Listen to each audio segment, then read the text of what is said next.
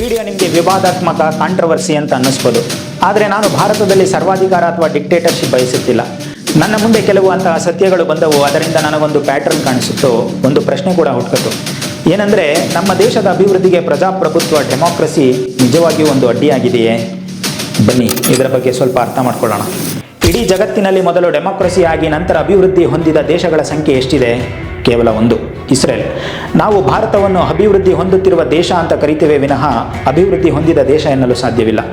ಇನ್ನೊಂದೆಡೆ China, Singapore, south Korea ಮತ್ತು Taiwan ಈ ದೇಶಗಳು ಮೊದಲು ಬಲಿಷ್ಠ ವ್ಯವಸ್ಥೆಯನ್ನು ಮಾಡಿ ಅಭಿವೃದ್ಧಿ ಹೊಂದಿದವು, ನಂತರವೇ ಪ್ರಜಾಪ್ರಭುತ್ವವನ್ನು ಗಳಿಸಿಕೊಂಡವು. ಇದು ಒಂದು ಸ್ಪಷ್ಟವಾದ ಪ್ಯಾಟ್ರನ್. ನಮ್ಮಲ್ಲಿರುವ ಅತಿಯಾದ ಪ್ರಜಾಪ್ರಭುತ್ವ ಕೆಲವೊಮ್ಮೆ ಸರ್ಕಾರಕ್ಕೆ ತಲೆನೋವು ಕೊಡುತ್ತೆ. ಜನರು ಶಾರ್ಟ್ ಟರ್ಮ್ ಗೇನ್ ಕೊಡುವವರಿಗೆ ಮಾತ್ರ ವೋಟ್ ಹಾಕುತ್ತಾರೆ. ಲಾಂಗ್ ಟರ್ಮ್ ರಿಫಾರ್ಮ್ಸ್ ಪೊಲಿಟಿಕಲ್ ಪ್ರೆಷರಿಂದ ಹಿಂದೆ ಉಳಿಯುತ್ತೆ. ಇದಲ್ಲದೆ ಧರ್ಮ, ಭಾಷೆ, ಜಾತಿ ಜಗಳಗಳು ದೇಶದಲ್ಲಿ ನಿರಂತರವಾಗಿವೆ.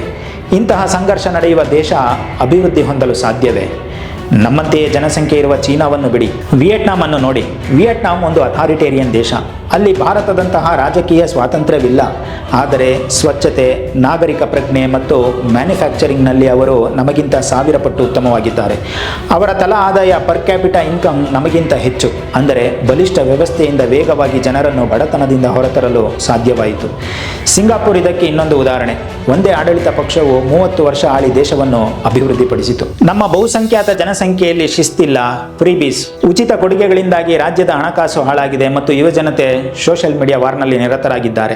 75 ವರ್ಷಗಳು ಕಳೆದರೂ ನಮಗೆ ನಾಗರಿಕ ಪ್ರಜ್ಞೆ ಬಂದಿಲ್ಲ. ಹಾಗಾದರೆ ಭಾರತವು ಇನ್ನೂ ಪ್ರಜಾಪ್ರಭುತ್ವವಾಗಷ್ಟು ಪ್ರಬುದ್ಧವಾಗಿಲ್ಲವೇ, ಅಥವಾ ನಮಗೆ ಸಿಂಗಾಪುರ್ ಮಾಡೆಲ್ನಂತಹ ಬಲಿಷ್ಠ ವ್ಯವಸ್ಥೆ ಬೇಕೇ? ಆರ್ಟಿಕಲ್ 370 ಅನ್ನು ರದ್ದುಗೊಳಿಸಿದ್ದು ಒಂದು ಬಲಿಷ್ಠ ನಿರ್ಧಾರಕ್ಕೆ ಉದಾಹರಣೆ. ಈ ವಿಡಿಯೋ ಕೇವಲ ಒಂದು ಸಂವಾದವನ್ನು ಪ್ರಾರಂಭಿಸಲು. ಭಾರತಕ್ಕೆ ಅಭಿವೃದ್ಧಿ ಹೊಂದಲು ಪರ್ಯಾಯವೇನೋ? ನಿಮ್ಮ ಅಭಿಪ್ರಾಯವನ್ನು ಕಮೆಂಟ್ನಲ್ಲಿ ತಿಳಿಸಿ. ಈ ಟಾಪಿಕ್ ನಿಮಗೆ ಮುಖ್ಯ ಅನಿಸಿದ್ರೆ ಲೈಕ್ ಮಾಡಿ, ಶೇರ್ ಮಾಡಿ ಮತ್ತು ಸಬ್ಸ್ಕ್ರೈಬ್ ಆಗೋದನ್ನು ಮರಿಬೇಡಿ. ನಮಸ್ಕಾರ.